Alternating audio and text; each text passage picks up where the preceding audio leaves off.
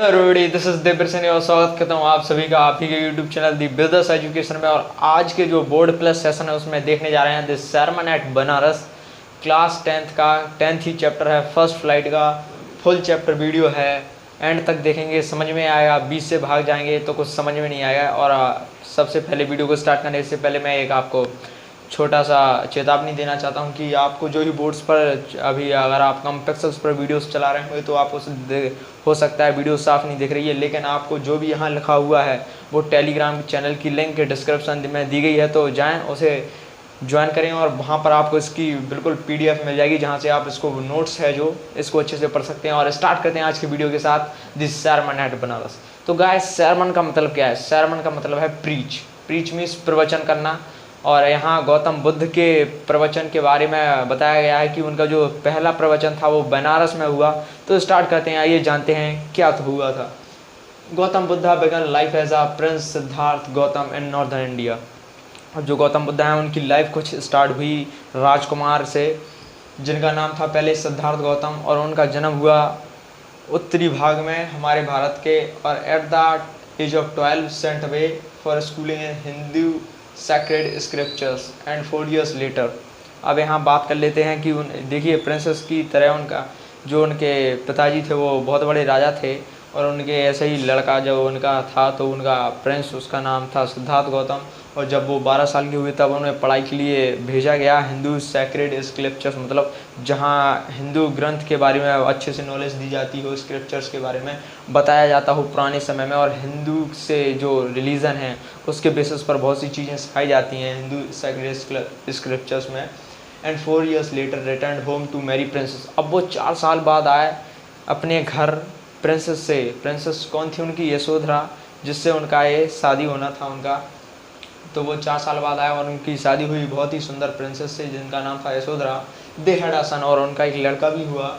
And lived for 10 years as a befitted royalty. और 10 साल तक लगातार ऐसे रहे वो जैसे लग्जरी लाइफ, बिल्कुल लॉयलिटी। अब समझ सकते हैं आप, अगर आपके पिताजी बहुत राजकुमार हों तो आप समझ सकते हैं कि आप वैसे ही राजकुमार होंगे पिताजी के दुलारे। समझ सकते हैं लाइफ कितनी 10 साल तक उन्होंने ऐश और आराम की ज़िंदगी जी बड़ी है। Befitted royalty at age of 25 prince shielded from the sufferings of the world. अब यहाँ आप समझें कि 25 साल तक और 25 साल से पहले जो भी है वो शील्डेड का यहाँ मतलब है, मतलब उस चीज़ से बचे रहना। बचे रहना का मतलब उन्होंने आज तक ऐसा कभी देखा नहीं था, कभी लोगों से सुना नहीं था, क्योंकि उनके पिताजी का ही महल इतना बड़ा था कि वो घूमने निकले तो बहुत समय लग जाएगा उसमें घूमने के लिए। और करीब 25 साल तक वो अपने जो भी वर्ल्ड्स की सफरिंग का मतलब क्या होता है, दुख पीड़ा क्या होती है, लोगों के मन में क्या क्या विचार चलते हैं, लोग कैसे बूढ़े होते हैं, वो सब चीज़ों से अनजान थे, उन्हें सब चीज़ें पता नहीं थी 25 साल तक। वाइल आउट ऑन हंटिंग, अब निकले थे शिकार पर, और उनका चांस, अब ये समय था उनका चांस पड़ा। A sick man, then an aged man, and a funeral procession, and finally a monk begging for alms। अब यहाँ क्या हुआ, वो हंटिंग के लिए निकले, जैसे कि लिखा है NCERT बुक में। हंटिंग के लिए निकले तो उन्हें रास्ते में बहुत हर प्रकार के लोग दिखाई दिए। हर प्रकार के लोग मतलब देख सकते हैं आपकी 10 साल तक वो बिल्कुल रॉयलिटी में रहे, तो आप समझ सकते हैं जब आप घर से बाहर ना निकलें तो आप कैसे समझ सकेंगे दुनिया में कौन सी बीमारियां चल रही हैं, क्या चल रहा है, लाइफ कैसे चल रहा है लोगों का, तो आपको पता नहीं। लेकिन उन्हें यही मौका मिला लोगों से।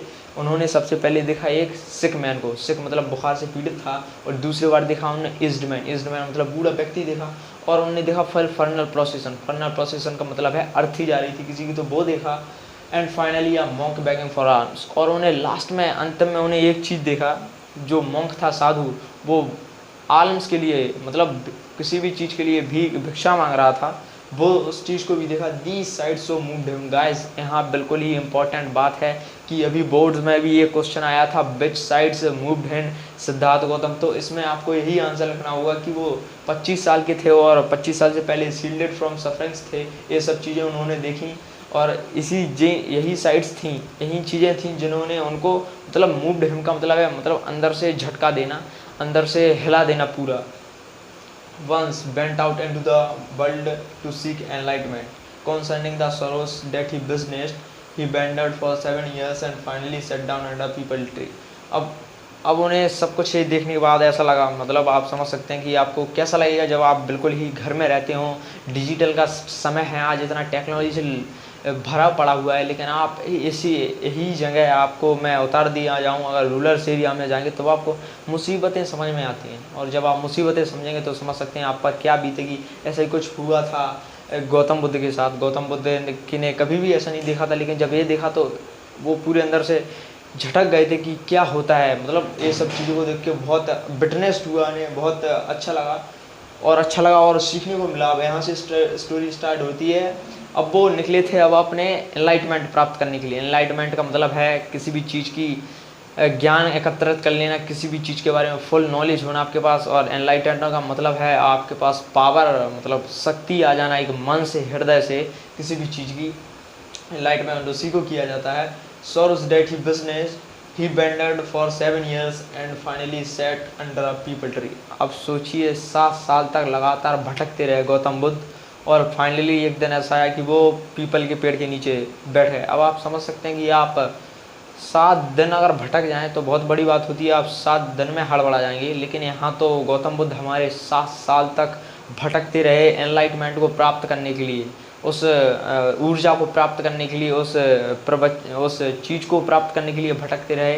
मतलब उन्हें, मतलब संसार रूपी माया से बाहर आना था, इस चीज़ के लिए वो भटकते रहे। और एक दिन ऐसा है कि वो पीपल के पेड़ के नीचे बैठ गया। वेयर ही बोर्ड का मतलब होता है शपथ ली उन्होंने, टू स्टे अंटिल एनलाइटमेंट केम, कि जब तक हमारे पास ऐसी एनलाइटमेंट नहीं आ जाएगी, द पावर ऑफ विजडम नहीं आ जाएगा, तब तक हम यहाँ से नहीं उठेंगे। एनलाइटेड आफ्टर 7 days। और फाइनली जैसे ही पीपल के पेड़ के नीचे बैठे और लगातार 7 दिन अच्छे से भगवान का नाम लेने से फाइनली 7 दिन के अंदर वो एनलाइटमेंट प्राप्त हुई उन्हें। ही नेम्ड ट्री बोधि ट्री, और उन्होंने अपने पेड़ का नाम जो था पीपल का पेड़, उसका नाम रख दिया बोधि ट्री। बोधि ट्री का मतलब है ट्री ऑफ विजडम, बहुत बुद्धिमानी ऐसा ट्री जहाँ से उन्होंने एनलाइटमेंट प्राप्त की, तो उन्होंने उसका नाम भी लिख दिया tree of wisdom. And began to teach and to share his new understanding. अब वो उन्होंने स्टार्ट कर दी नई जो शिक्षा उन्होंने ग्रहण की। मतलब किसी भी चीज़ को अगर आप, जैसे कि आप चैप्टर्स पढ़ते हैं, लेक्चर्स पढ़ते हैं, जैसे कि मैं आपको पढ़ा रहा हूँ, तो ये क्या है, एक टीचिंग्स है, अंडरस्टैंडिंग्स है, मेरी एक्सपीरियंस है जो मैं आपको बता रहा हूँ। ऐसी कुछ एक्सपीरियंस से शुरुआत की थी हमारे गौतम बुद्ध जी ने। तो वो भी ऐसे ही आगे बढ़े, लोगों को भी बताया कि आप क्या इस मोह माया में जी रहे हैं, मोह माया से निकल कर आइए, आपको लाइफ का प्रोस्पेक्ट कुछ और ही है। Share is new understand at that the point that he come to be known as Buddha. और यही समय था कि उन्हें इसी टाइम से लोग कहने लगे थे बुद्ध। मतलब आप समझ सकते हैं किसी व्यक्ति को जब एनलाइटमेंट प्राप्त हो जाए, जब हर चीज़ का नॉलेज आ जाए और हर चीज़ से बहुत ही बड़ा विजडम आपके पास आए, आपके पास अंडरस्टैंड एक्सपीरियंस आए। मेन प्रोस्पेक्ट यही है इस फुल चैप्टर का, कि आप यही समझें। अब यहाँ से स्टार्ट होता है पीछे, और उन्होंने अपनी जो भी लाइफ की नई अंडरस्टैंडिंग्स हैं लोगों को बताना स्टार्ट कर दिया, और इसी वजह से उन्हें बुद्ध क्या कहा जाने लगा। Priest his first sermon at the city of Banaras. और उन्होंने प्रीस्ट का मतलब होता है प्रवचन, पहला प्रवचन किया उन्होंने सिटी ऑफ बनारस। आज के ज़माने में वाराणसी बोलते हैं उसे। Banaras the river of Ganges, जहाँ से गंगा बहती है, तो जो हमारी गंगा नदी है बहुत ही पवित्र नदी है, वहाँ से उन्होंने पहला अपना जो उनका प्रवचन था, उन्होंने वहाँ अपना प्रवचन किया। It reflects the Buddha wisdom about one is inevitable kind of sufferings.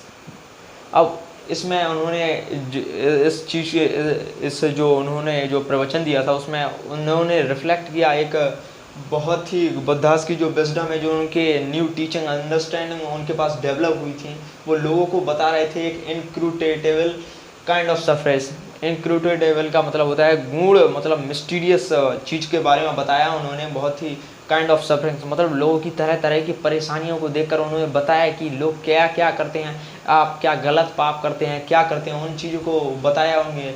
अब यहाँ से लाइफ मतलब यहाँ से चैप्टर थोड़ा टर्न लेता है। टर्न का मतलब एज मीन्स अब यहाँ से आपको कहानी समझ में आएगी, क्या प्रोस्पेक्ट क्या है इस चैप्टर का जो आपको समझना है। Kisa Gautami had an only son and he died. अब किसा गौतमी जी हैं, औरत हैं, उनका जो बेटा है वो मर चुका है। In her grief she carried the dead child to all the neighbours. और उसके दुख दर्द में, उसकी जो शोक में उन्होंने पूरे अपने जो भी पड़ोस हैं तो सबके घर गई अपने बच्चों को लेकर, बच्चे को लेकर फाइनली, और डेथ बच्चे को लेकर गई और आस्क फॉर मेडिसिन, और सभी नेबर से बोला कि आप ऐसी कुछ दवा दे दीजिए डॉक्टर साहब कि मेरे बच्चा जो मर गया है वो फिर से जीवित हो जाए। लेकिन यहाँ से कुछ नई स्टोरी स्टार्ट होती है। गाइस ये ब्लू से लिखा है तो आपको घबराने की बात नहीं है। कुछ ऐसा हुआ था कि यहाँ मार्कर ख़त्म हो गया तो दूसरे मार्कर से लिखा गया है। Finally a man replied to go to the Shakya Muni. अब फाइनली एक मैन के पास गई तो उन्होंने कहा कि आप शाक्य मुनि के पास जाइए। अब शाक्य मुनि कौन है? गौतम बुद्ध को ही शाक्य मुनि कहा गया है। She went to Buddha and ask for medicine. अब गौतम बुद्ध के पास गई, उन्होंने पूछा कि मेरा बच्चा मर चुका है तो आप कुछ ऐसी दवा दीजिए जिससे मेरा बच्चा फिर से ज़िंदा हो जाए और मैं हंसता खेलता देखना चाहती हूँ उसे। लेकिन गौतम बुद्ध ने कहा आस्क फॉर मेडिसिन, किसा गौतमी ने मेडिसिन के लिए कहा उनसे। लेकिन गौतम बुद्ध, ए शॉर्ट फुल फॉर्म लिखा है मैंने, Gautam Buddha answered I want a handful of mustard seed. अब गौतम बुद्ध ने कहा कि मैं चाहता हूँ हैंडफुल ऑफ मस्टर्ड सीड, मतलब एक मुट्ठी भरे जो सरसों का सीड है, सरसों के जो दाने हैं, राई है, जो मैं चाहता हूँ। But he added one condition. अब उन्होंने एक कंडीशन भी रख दी कि the seed must be taken from a house where no one has lost husband, parents और फ्रेंड्स। अब ऐसे घर से लाओ, उन्होंने कहा जो राई के सरसों के दाने ऐसे घर से लाओ जहाँ किसी ने अपना फ्रेंड, अपनी दोस्त नहीं खोया हो, अपने रिलेशनशिप में कुछ खोया नहीं हो, पिता को नहीं खोया हो, माता को नहीं खोया हो, या किसी लड़के को ना खोया हो। गौतम बुद्ध नहीं, ये है Kisa Gautami went from house to house. अब Kisa Gautami door to door अपने नेबर्स के पास गई, फिर से अगेन एंड अगेन फिर से गई। People pitted. अब लोगों को दया आ गई उसकी ये कंडीशन देखकर, उसके बच्चा मर जाने के बाद। Her and said here is a mustard. और उन्होंने लोगों ने कहा ले लीजिए mustard seed, take it. But when he asked, लेकिन जब उसने पूछा डेड सन, फादर और any other living person died in your family, they answered alas living are few but dead are many. लेकिन जब उसने पूछा कि आपके परिवार में कोई कभी ऐसा तो नहीं हुआ कि कोई आपके पिताजी या माताजी कोई ख़त्म हो गए हैं या फिर कोई आपका रिश्तेदार रिलेटिव ख़त्म हो गया, उन्होंने बोला अलास, मतलब अलास का मतलब बोल सकते हैं शोक के लिए यहाँ दर्शाया गया ये सेंटेंस। शोक मतलब समझ सकते हैं आप, जब कोई आपके परिवार में नहीं रहता है तो इस सेंटेंस को ऐसे ही लिखा गया, alas living are few but dead are many. उन्होंने कहा कि जीने वाले बहुत कम हैं, मृत्यु बहुत लोगों की हो गई है। सी बिकम बियरली एंड होपलेस। लेकिन ये सब चीज़ें सुनने के बाद उन्होंने लोगों ने कहा कि आप मुझे उन पलों की याद ना दिलाएं, उन ग्रीफ की याद ना दिलाएं, वरना हमें वो याद आ जाएगी और वो दर्द हम फिर से वो हम यादें ताज़ा करना नहीं चाहते। उन लोगों ने कहा किसा गौतमी से। She became barely hopeless and sat down the bayside watching the lights of the city। अब कुछ ऐसा हुआ सीन गायस कि किसा गौतमी घर से घर गई, लोगों से पूछा, कहा कि आपके घर कोई ख़त्म तो नहीं है? तो लोगों ने कहा ऐसा कुछ है नहीं, हमारे लोगों के यहाँ बहुत से लोग मरे हुए हैं, मतलब बहुत से लोग नहीं रहे और बहुत कम हैं जीने वाले। तो अब समय ऐसा आया कि किसा गौतमी थक चुकी थी और बैठ गई थी, sat down the bay side of watching the lights. अब कुछ रोड साइड में या बे साइड में जो स्ट्रीट्स गलियां हैं वहाँ बैठ गई और देख रही थी लाइट ऑफ द सिटी। अब ऐसे आप समझ सकते हैं कि यहाँ कोई कुर्सी डली हुई है, मैं ऐसा बैठा हुआ हूँ और ताक रहा हूँ कि मेरी लाइट जल रही है, बुझ रही है, जल रही है, बुझ रही है। ऐसा ही कुछ किसा गौतमी जी ने देखा। Flickering up and bearing strongest again. Strongest again का मतलब है जलना, मिलकना, फिर से बुझ जाना, मतलब जलना, मिलकना, फिर से बुझ जाना। ऐसे टिम कह सकते हैं आप, वैसे ही हो रहा था कुछ। How selfish am I in grief. अब किसा गौतमी खुद अपने आप से कहती हैं कि मैं कितनी सेल्फिश हो गई थी ग्रीफ में, दुख में कितनी सेल्फिश हो गई थी मैं। Death is common to all. उसने कहा कि मृत्यु तो सब में कॉमन है, अगर आप आज जीवित हैं तो कल निश्चित है आपका मृत्यु है। किसा गौतमी ने, अब किसा गौतमी जी को समझ में आ रहा था। बुद्धा सेड, अब बुद्धा जी ने कहा Gautam Buddha ji, life of mortals is this the world, it is troubled and brief and combined with the pain. अब गौतम बुद्ध ने बहुत ही अच्छी बात कही है कि जो लाइफ का जो मोरल है, मोरल ऑफ द लाइफ यही है कि आप जब लाइफ में आए हो तो देखिए हो सकता है दुख भी आए, पीड़ा आए, कभी हंसी, कभी खुशी, कभी गम, तारा राम पम पम, ऐसे ही देखिए लाइफ कुछ होता है। और life is combined of all pens.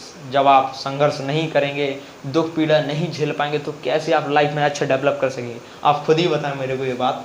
And brief and combined with pain. Life world is troubled, अब वर्ल्ड बहुत ही बोझ ट्रबल्ड है, माया जाल है और कंबाइंड विथ पेन, दुखों से भरा हुआ है। अब गौतम बुद्ध ने कई एग्जाम्पल दिए, जैसे कि आप देख सकते हैं, as ripe fruit as early in, जैसे कि आप समझ सकते हैं कि जब कोई फल पक जाता है तो वो अब उसका समय रहता है नीचे गिर जाना, तो मतलब उसका अब समय रहता है in danger of falling, in danger of, so the mortal when born are always in danger of death. अब इससे आपको क्या सीखने को मिलता है, पेड़ के जो पके हुए फल हैं उससे आपको ये सीखने को मिलता है अगर आप जीवित हुए हैं तो आपका निश्चित है एक दिन मृत्यु होना, आपके सर पर मृत्यु मरना लगती है। As all the earthen vessels made by the potter end being broken. अब जैसे कि आप समझ सकते हैं जो भी मिट्टी के मटके वगैरह बनाए जाते हैं, एक दिन ऐसा भी आता है जो पॉटर्स के द्वारा बनाए जाते हैं, एक दिन ऐसा आता है कि उन्हें फूटना ही है। इसका मतलब आप समझ सकते हैं the life of the mortals both young and, चाहे जवान हो आप, चाहे बूढ़े हों, चाहे बच्चे हों, चाहे कोई हो, life death is common to all. आप you can not avoid from dying, आप मृत्यु से नहीं बच सकते। अगर आप दुनिया में हैं तो निश्चित है आपका एक दिन जाना, और आप दुनिया में जब तक हैं तब तक आपके साथ हंसी भी आएगी, खुशी भी, और कभी दुख मिलेंगे, कभी सुख भी मिलेंगे। तो ये सब लाइफ है, मतलब ये सब समझ सकते हैं आप, सफरेंस ऑफ वर्ल्ड हैं ये सब चीज़ें।